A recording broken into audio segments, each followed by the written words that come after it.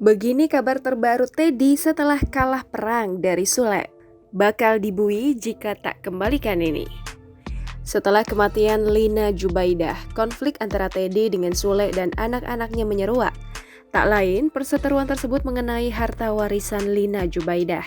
Permasalahan semakin pelik karena Lina memiliki seorang suami baru dan anak.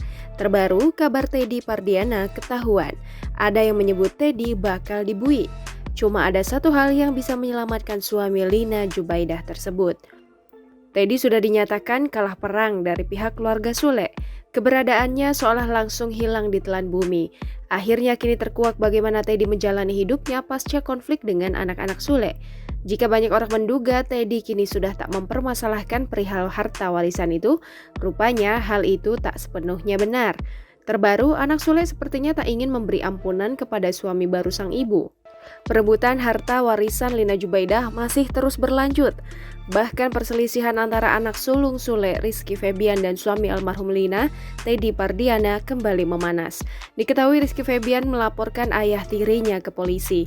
Dilansir serambinews.com, Rizky Febian sebelumnya sudah memberikan waktu untuk Teddy segera mengembalikan aset miliknya dan sang ibunda Lina Jubaidah.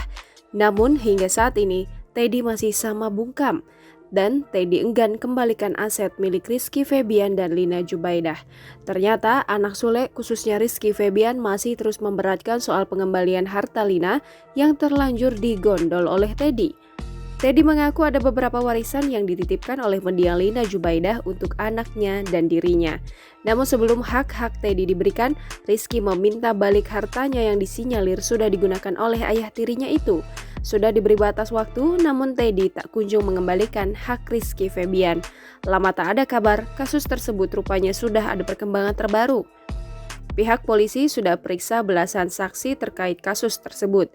Dari 12 orang yang diperiksa sudah termasuk Teddy Pardiana dan Rizky Febian. Namun sampai saat ini belum bisa gelar perkara. Sudah tak ada kabar akan kasus tersebut. Menurut analis hukum, hanya satu hal yang bisa menyelamatkan Teddy. Karena pihak kepolisian masih berkoordinasi dengan bank. Langkah yang tersisa agar Teddy tak dibui hanyalah dengan mampu mengembalikan semua harta Lina Jubaidah yang dijual olehnya. Jangan lupa subscribe, share, komen, dan like ya!